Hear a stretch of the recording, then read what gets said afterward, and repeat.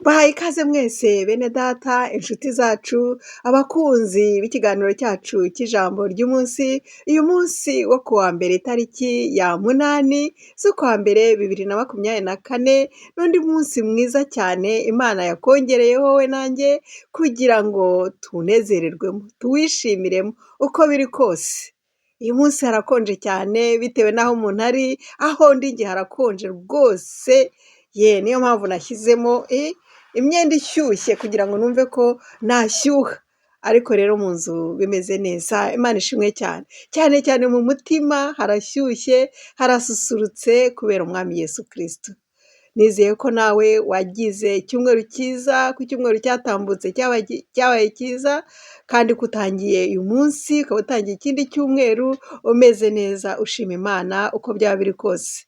Uyu munsi ngiye kuguha ijambo ryiza cyane ryamfashije uyu munsi wa none, ijambo dusanga muri Zaburi ya 55 ku murongo wa 23 muri Bibiliya y'Ikinyarwanda. Haravuga ngo ikoreze Uwiteka umutwaro wawe nawe azakuramira. Umutwaro wawe ushobora kuba uremereye cyane, ushobora kuba wagukubita hasi.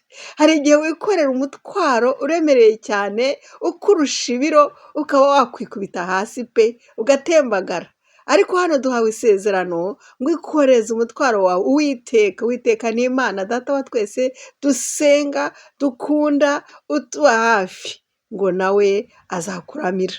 Azakuramira ntuzagwa, azakuramira ntabwo uzatsikama, azakuramira wa mutwaro ntabwo uzawukubita hasi. Iri ni isezerano ryawe muri iki cyumweru.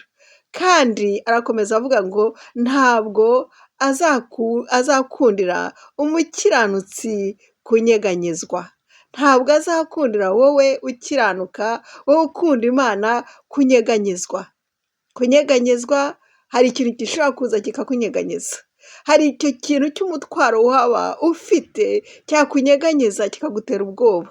Burya iri jambo iyo bavuga ngo ikintu cyaza kikakunyeganyeza, ni ukuvuga ko ari ikintu cyaba kije mbese kukugerageza, ikibazo gikomeye, ikibazo cyatuma wiheba, ikibazo cyatuma ugira ibibazo bikomeye. Ni ukuri pe, Imana hano iduhaye ijambo ryiza muri iki gitondo tugiye gutangiza iki cyumweru cyo kutubwira. Imana itubwira iti, itugira inama iti nkoreza umutwaro wawe uwo ari wo wose ukuremereye, wa wundi ukunaniye, wa wundi ushobora kuba wagutembagaza. Ati ntabwo nzemera ko uwo mutwaro uzakugusha hasi, uwo mutwaro uzakunanira. Zawugufasha, zawugutabara, zabana nawe. Iri ni isezerano duhawe na data wo mu ijuru. Niba wumva nawe uri umwana w'Imana, niba wumva ukunda Yesu, niba wumva uri umukiranutsi, nawe ni amasezerano yawe. Ni ukuri Imana ikugirire neza. Iri ni ryo jambo nagira ngo mbasangize ridukomeje muri iki cyumweru. Urigumane icyumweru cyose, ni ukuri wumve ko iri sezerano ari iryawe, kandi izi nama Imana iduhaye tuzishyire mu bikorwa. Twikoreze Uwiteka imitwaro yacu yose, yaba ituremereye, yaba itunaniye, kandi ngo ntabwo azemera ko iyo mitwaro izatugusha hasi. Ntabwo iyo mitwaro izadutembana, ahubwo azayidufasha, azayidutura, azatugirira neza. Ikibazo icyo ari cyo cyose wikoreye uyu munsi wa none kikuremereye, arakigutuye, kandi arangije arakuhisa irindi sezerano ngo ntabwo azagukundira. Ntazakundira ko umukiranutsi yanyeganyezwa. Ntabwo azabyemera. Ntazabyemera ko ugera ahantu unyeganyega. Satani azabishobora, azabikora, azaza kunyeganyeza, ariko Imana irahari. Kandi ikijya kineza gituma nseka burya, gituma nezerwa, ni uko uri muri twe afite imbaraga kuruta Satani. Satani ni ukora ibyo bibi, niwe uzana iyo mitwaro, niwe uzana ibyo bigeragezo, ariko uhari watuneshereje Yesu Kristo afite imbaraga kumurusha. Umunsi mwiza rero nagira ngo uture indirimbo ya mwene data Mbonyi ivuga ibyerekeranye n'icyambu, ko Yesu ari we cyambu. Yesu ni inkoni yacu, ni inkoni yacu tugenderaho, kandi n'icyambu. Haleluya! Iyi ndirimbo ndayigutuye tuyifatanye mwene data ikunezeze uyu munsi wose. Nagira nkumenyeshe ko kuri iki kiganiro wari uri kumwe nanjye Jose irumva, kandi nkwibutsa gukora subscribe niba utarayikora, kandi ngusabye kugira ngo iri jambo nirigufasha urisangiza abandi. Reka dukomeze tunezerwe, tugire umunsi mwiza twese. Imana iguhe umugisha urimo wumva iyi ndirimbo y'icyambo ya mwene data Israel Mbonyi, igufashe nawe kuko nanjye mfashe. Umunsi mwiza, ndabakunda mwese. Andamira natsikiye ankomeresha ijambo ry'umurava, ishimo yiwe ikamuriza,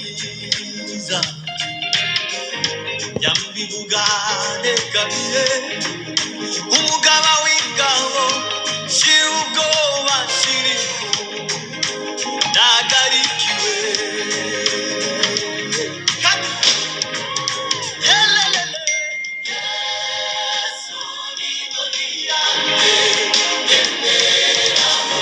Siri inkoni yacu tugendera wene da aho ariho hose. Tumwambukiraho, nanjye ndabihamya rwose, nanjye mwambukiraho kabisa. Yesu niwe cyambo cyacu.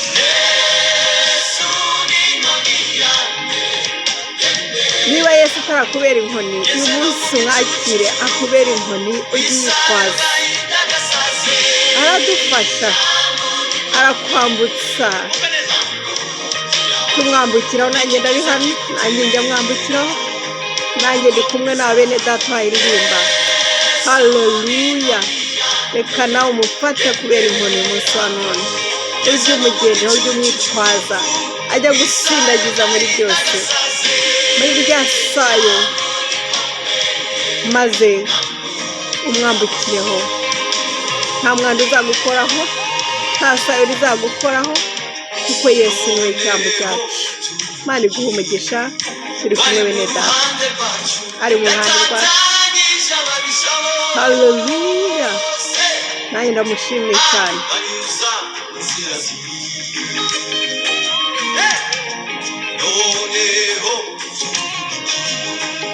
Bari mu ruhande rwacu, yatatanyije ababisha bose. Ni ukuri koko, ababisha bose yarabatatanyije. Ni iby'ukuri. Haleluya. Niba utabizi wigerageze umwakire, rero ngo Yesu aratatanya ababisha bawe bose, agahinduka inkoni yawe witwaza, ukamugenderaho, kandi akaba icyambo cyawe.